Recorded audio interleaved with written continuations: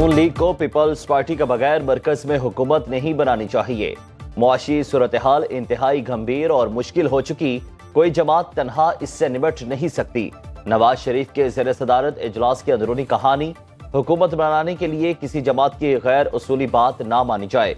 नवाज शरीफ का मौक़िफ़ सियासत नहीं, रियासत बचाओ फार्मूले के तहत विफाक में हुकूमत बनाने के लिए संजीदा काविश की जाए।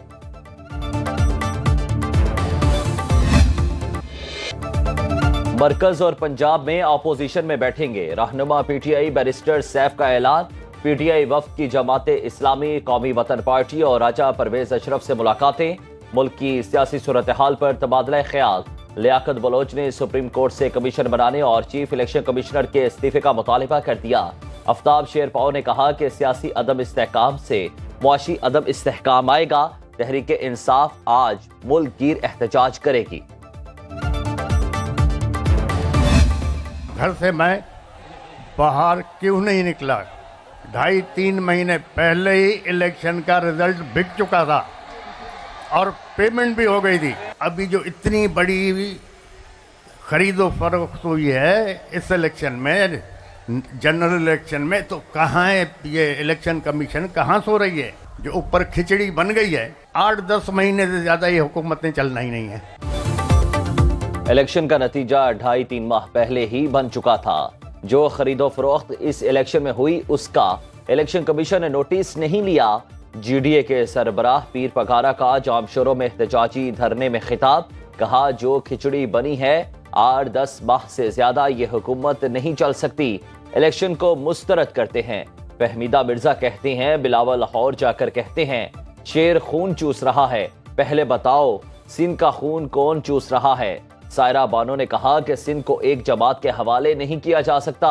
अयाज पलीजो बोले, पीपल्स पार्टी ने सिंध के आवाम को 15 साल में कुचला, उम्मीद छीनी।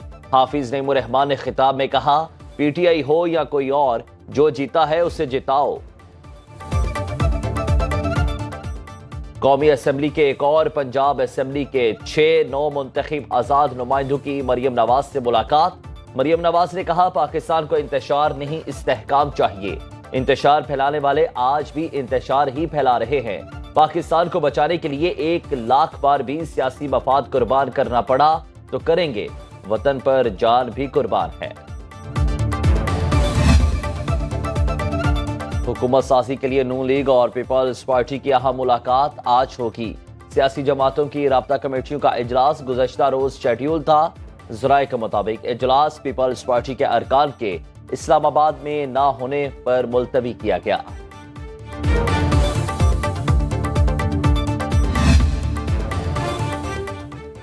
इलेक्शन नताइज पर तहफ़्फ़ुज़ात, मुल्क का अंदरूनी मामला। तहरीक इंसाफ ने बात साफ कर दी। पीटीआई रहनुमा असद कैसर कहते हैं कि उनकी जमात गैर मुल्की अनासिर की मुल्की मामलात में मुदाखलत के खिलाफ है।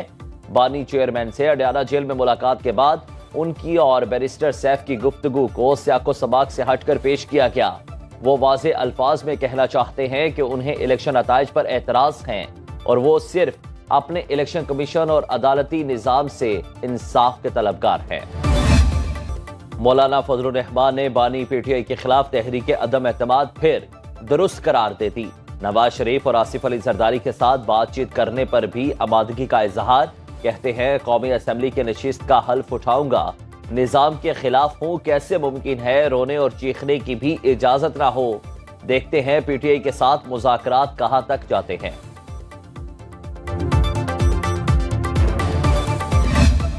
2014 का धरना था जब इमरान खान ने मुहासरा किया था इस्लामाबाद का। वो एहतजाज तो नहीं था, एहतजाज के नाम पे फसाद था। मौलाना की तकरीर में मुझे वो एलिमेंट मिला, वो शवाहिद मिले, वो सबूत मिले, जिनमें वाज़े तौर पे ये था कि ये बैरूनी आकाओं के इशारे पे है, मुल्क की सियासत के खिलाफ एक साजिश है, मुल्क की अदालत के खिलाफ एक साजिश है। वो दीन के खिलाफ इसको एक साजिश करार देते थे, वो इसको एक फितना करार देते थे। मौलाना सबूत दें, तहरीक अदम एतमाद किसी और के कहने पर पेश की गई। नून लीग के रहनुमा मलिक अहमद खान का चैलेंज। कहा, मौलाना ने कायल किया कि बानी पीटीआई बैरूनी एजेंट हैं और मुल्क के खिलाफ साजिश कर रहे हैं। तहरीक अदम एतमाद से मुतालिक मौलाना फजलुर रहमान का बयान दुरुस्त नहीं। अदम एतमाद में ताखीर पर मौलाना फजलुर रहमान नाराज हुए।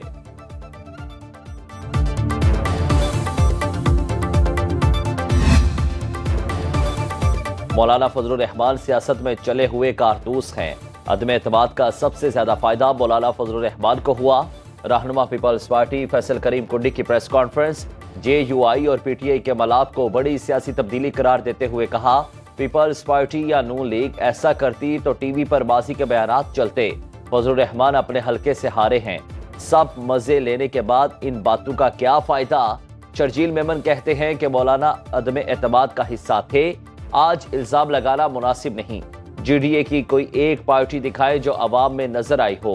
رہنما پیپلز پارٹی سعید غنی نے کہا، پیر پگارا کو مرید نذرانہ ضرور دیتے ہیں مگر ووٹ نہیں دیتے۔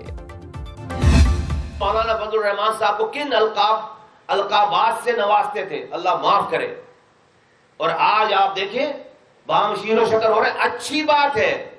اچھی بات ہے لیکن معافی مانگو نا پہلے۔ مولانا فضل الرحمان کے پاس جانے والے پہلے ان سے معافی مانگے۔ پی ٹی آئی نے کراچی میں ایسا کون سا کام کیا جو ووٹ ملتے؟ مصطفیٰ کمال کہتے ہیں، بھارت نے کشمیر ہڑپ کیا تو جواب میں کہا سب جمعے کو کھڑے ہو جائیں، سندھ کے لوگوں کو گروی رکھ دیا گیا۔ خالد مقبول صدیقی نے کہا، ہم اپنے مینڈیٹ کی حفاظت کرنا جانتے ہیں، جو باتیں اب ہو رہی ہیں وہ الیکشن سے قبل کیوں نہیں ہوئی؟ یہ باتیں الیکشن سے پہلے کیوں نہیں کی گئی؟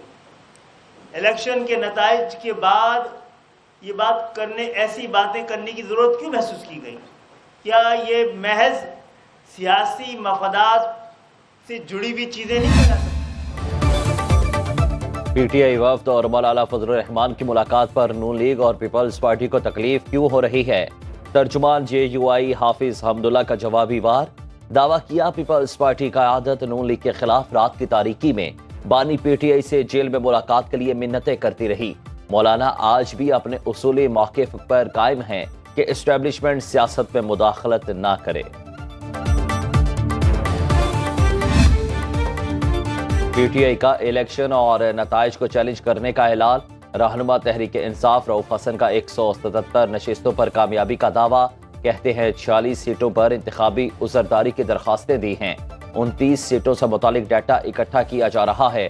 سلمان اکرم راجہ نے کہا کہ ہمیں تاریخی ووٹ ملے، اگر جعلی نتیجے بنانے ہیں تو الیکشن کرانے کا کیا فائدہ؟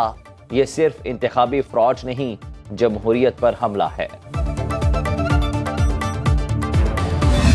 بہت مہم چلائی گئی کہ الیکشن نہیں ہو رہے اور مسلم لیگ نون الیکشن سے بھاگ رہی ہے۔ الیکشن والے دن اگر صبح سے لے کر شام تک دیکھا جائے تو اس الیکشن پر کسی جماعت نے کسی قسم کا کوئی اعتراض نہیں اٹھایا۔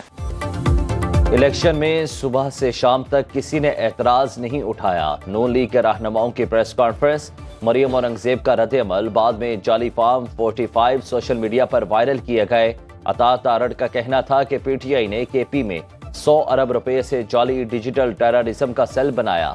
الیکشن نتائج منصوبہ بندی سے توڑ مڑوڑ کر پیش کیے گئے۔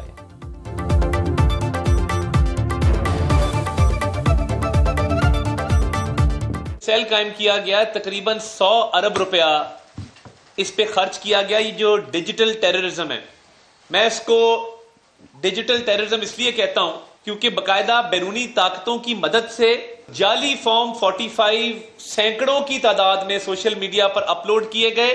یہ وہ ڈیجیٹل ٹیررزم ہے جو پی ٹی آئی نے کیا جمہوریت کو ڈیریل کرنے کے لیے۔ کے پی کے اندر آپ سیٹیں جیتتے ہیں، وہاں پہ آپ شاباشیں لے رہے ہیں، وہاں پہ آپ جشن منا رہے ہیں، اور آپ پنجاب میں سیٹیں ہارتے ہیں تو وہاں پہ آپ دھاندلی کا رونا روتے ہیں۔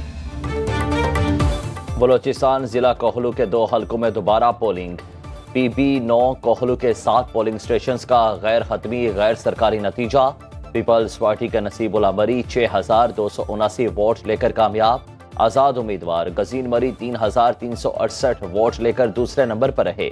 این 253 میں 406 پولنگ سٹیشن کا غیر حتمی غیر سرکاری نتیجہ، آزاد امیدوار میاں خان بکٹی 47300 ووٹ لے کر کامیاب، نون لیگ کے میر دوستین ڈومکی نے 44691 ووٹ لیے۔ الیکشن کمیشن نے این اے 15 مانسہرہ سے نواز شریف کی عذرداری بحالی کی درخواست منظور کر لی، سماعت 20 فروری کو ہوگی۔ الیکشن کمیشن نے این اے 15 مانسہرہ کے ریٹرننگ آفیسر کو تبدیل کر دیا، ذاکر جدون این اے 15 مانسہرہ کے نئے ریٹرننگ افسر تعینات، نوٹیفیکیشن جاری۔ اسلام آباد الیکشن کمیشن میں پرویز الہی اور کیسرا الہی کی انتخابی عذرداریوں کیس کی سماعت۔ ریٹرننگ افسران NH 64 اور PP 33 نے رپورٹ جمع کرا دی۔ سماعت 20 فروری تک ملتوی۔ پشاور ہائی کورٹ نے عمر ایوب کی ضمانتیں منظور کر لیں۔ 1 لاکھ روپے کے مچلکے جمع کرانے کا حکم۔